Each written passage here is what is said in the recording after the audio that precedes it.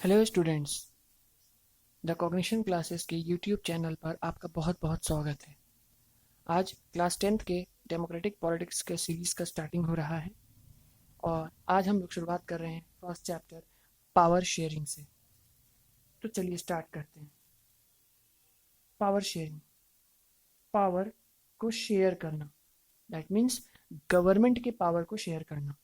ठीक है, तो यहाँ पर हम लोग बेसिकली पढ़ने वाले हैं कि गवर्नमेंट के पावर को शेयर कैसे किया गया है।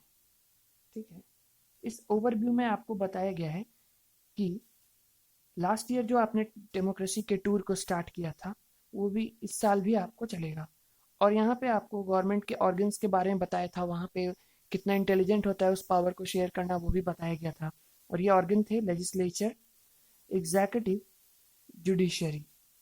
ठीक है, इस चैप्टर में और आगे के दो चैप्टर में आपको पावर शेयरिंग ही फॉरवर्ड किया गया है। और इस चैप्टर के अंदर आप आज पढ़ने वाले हैं दो केस स्टडीज के माध्यम से। ठीक है, जो कि है बेल्जियम और है श्रीलंका। तो चलिए शुरू करते हैं इन चैप्टर्स को और देखते हैं कि क्या आइडिया छुपा है इसके अंदर। So let's start. ये देखिए बेल्जियम और श्रीलंका। श्रीलंका तो आपने सुना होगा कि हमारे साउथ साइड में देश के थोड़े ही करीब एक आइलैंड कंट्री है। बेल्जियम भी आपने शायद सुना होगा, तो उसके बारे में आज हम लोग पढ़ते हैं।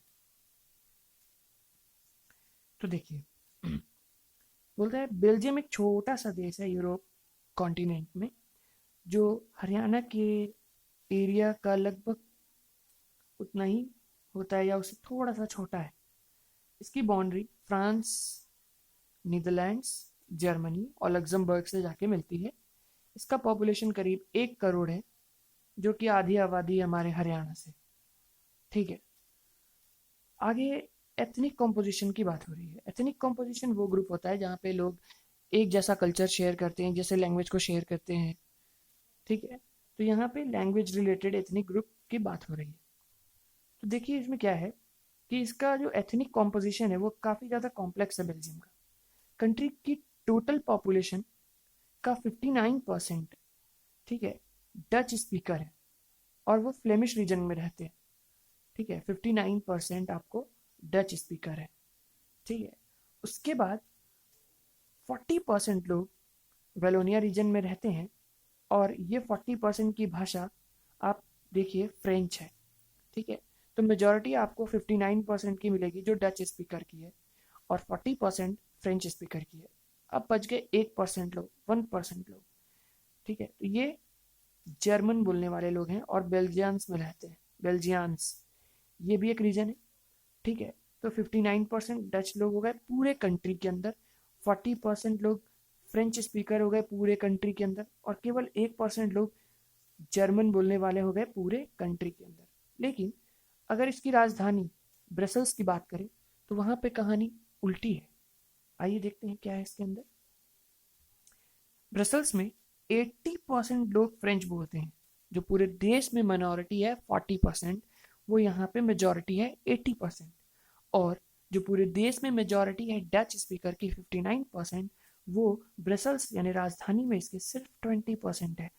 यानी जो देश में मेजॉरिटी है वो राजधानी में माइनॉरिटी है और जो पूरे देश में माइनॉरिटी है वो राजधानी की मेजॉरिटी है। तो काफ़ी ज़्यादा कॉम्प्लेक्सिटी यहाँ पे नज़र आ रही है।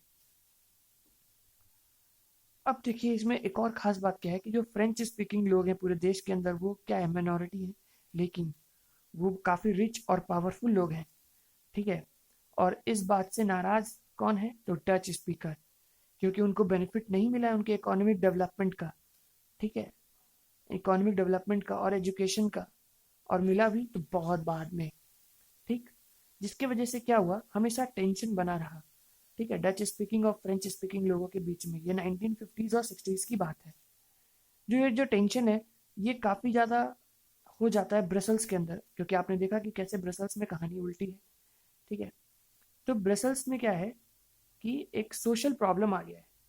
ठीक है, डच स्पीकिंग जो है वो मेजॉरिटी है पूरे देश में, लेकिन वो माइनॉरिटी हमारे कैपिटल में ही। ठीक है, अब चलिए यहाँ तक आई होप कि आपको समझ आया होगा कि चल क्या रहा है बेल्जियम के अंदर, ठीक है, उसके एथनिक कॉम्पोजिशन को आप समझ लिए होंगे।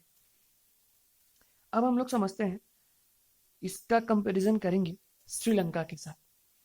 तो चलिए, श्रीलंका एक आइलैंड नेशन है, आपको भी पता है, जो कुछ ही किलोमीटर है हमारे साउदर्न कोस्ट तमिलनाडु से, ठीक है। इसकी आबादी करीब 2 करोड़ है, जितना कि हरियाणा की है करीब करीब, ठीक है। और साउथ एशिया के दूसरे नेशंस या कंट्रीज की तरह इसका भी एक डाइवर्स पॉपुलेशन है, ठीक है, विभिन्न प्रकार का पॉपुलेशन है। देखिए, श्रीलंका का जो सोशल मेजर ग्रुप है वो है सिन्हाला स्पीकर्स का, और ये 74% है पूरे देश के अंदर। और फिर है तमिल स्पीकर जो 18% है पूरे देश के अंदर। अब क्या है कि तमिल स्पीकर में भी दो तरह के तमिल स्पीकर है, ठीक है। एक वो जो उस देश का नेटिव है, ठीक है, जो वहीं का रहने वाला है, जो शुरुआत से वहीं रहा है। और दूसरा जो जो थे, हाँ, जो पहले से रह रहे हैं, जो नेटिव है, उनको श्रीलंकन तमिल्स कहा गया, जो 13% है। और दूसरे वो हैं जो जिनके पूर्वज इंडिया से, यानी हमारे भारत से वहाँ भेजे गए थे, ठीक है, जब ब्रिटिश का शासन था, कॉलोनियल पीरियड चल रहा था, तब वहाँ भेजे गए थे प्लांटेशन वर्कर, बगान में मजदूरों के रूप में मजदूरी करने के लिए, ठीक है। तो उनको इंडियन तमिल्स कहा गया। तो मैप में नीचे आप देख पाएंगे कि श्रीलंकन तमिल जो है वो पूरे नॉर्थ में, ठीक है, श्रीलंकन तमिल्स पूरे नॉर्थ में है और ईस्ट में है। ज़्यादातर जो सिनाला बोलने वाले लोग हैं ये बुद्धिस्ट हैं, ठीक है, और जबकि तमिल वो है हिंदू और मुस्लिम्स हैं। यहाँ पे 60% आबादी क्रिश्चियंस की भी है, जो दोनों है, यानी सिन्हाला भी है और तमिल भी बोलते हैं, ठीक है।